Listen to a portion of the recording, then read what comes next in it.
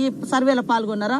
ఈ రోజు మేము 1,00,000 మంది ఉద్యోగులను వాడి, గవర్నమెంట్ ఉద్యోగులను వాడి అథెంటిక్ గా తెస్తే కావాలని బీసీలకు వచ్చే ఒక మంచి అవకాశాలను పక్కదోవ పట్టించి రేపు ఏ అవకాశాలు ఉండొద్దని చేసి కుట్ర చేసి ఇవాళ అందరు అట్లా మాట్లాడుతున్నారు.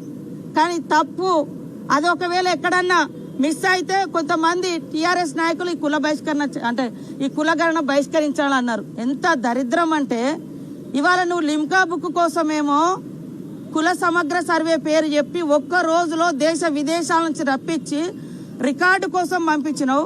మేము ఇవాళ కుల సమగ్ర సర్వే చేసి ఏ కులం ఎంతో తేల్చి వాళ్లకు సంక్షేమ పథకాలు కానీ, వాళ్ళకు రాజకీయ అవకాశాలు కానీ, ఉద్యోగ ఉపాధి అవకాశాలు కానీ, మరి సామాజిక డెవలప్మెంట్ కానీ చేయాలని మేము ఒక లక్ష్యం పెట్టుకొని చూస్తే దీన్ని కంపేర్ చేసి మాట్లాడుతారు. వాళ్ళు ఇచ్చింది 51, మేము ఇచ్చింది 56%. మా సర్వేలో వచ్చింది 56%. ఎక్కడ తక్కువ వచ్చింది? ఇవాళ తక్కువ ఎక్కడ రాలే. వాళ్ళ సర్వేలో ఓసీలకు ఆనాడు 23% ఇచ్చారు. ఈ రోజు మా సర్వేలో 15% వచ్చింది. ఎక్కడ ఓసీలో పెంచినా, ఎక్కడ బీసీలో తగ్గించినాం. ఇక మా పార్టీ కాదా ఆయన డిసైడ్ చేసుకోవాలి. ఇప్పుడు నా బాధ, ఎందుకంటే నేను కూడా మల్లన్న కోసం చాలా కష్టపడ్డాం, పనిచేసినాం. పార్టీలో మాట్లాడాలనుకున్నప్పుడు పార్టీ లైన్ లో ఉండాలి. లేదా మీకు డౌట్స్ ఉంటే ఇది ఎట్లా చేసినామని ఆయనను కూడా 2-3 మీటింగ్లో పిలిచినాం.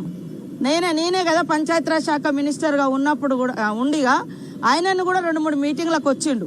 కాబట్టి ఇవాళ కుల సమగ్ర ఈ యొక్క కులగణన జరుగుతుంటే ఈ యొక్క సమగ్ర సర్వేలో అధికారులకు సహకరించాల్సినటువంటి ప్రజాప్రతినిధులుగా ఉండి బీఆర్ఎస్ పార్టీ ఎంత దుర్మార్గం అంటే వాళ్ళు ఈ సర్వేలో పాల్గొనలే.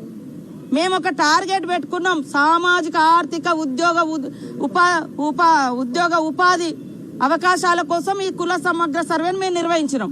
ఇవాళ వాళ్ళకి ఎక్కడ బీసీలకు పెరుగుతున్నాయో, ఎవరి వాటా ఎంత పెరుగుతుందో అని వీళ్ళు పాల్గొనలేదు. పాల్గొనలకు మాట్లాడే అర్హత ఉందా? బీసీ సోదరులు కూడా ఆలోచించాలి, నిలదీయాలి.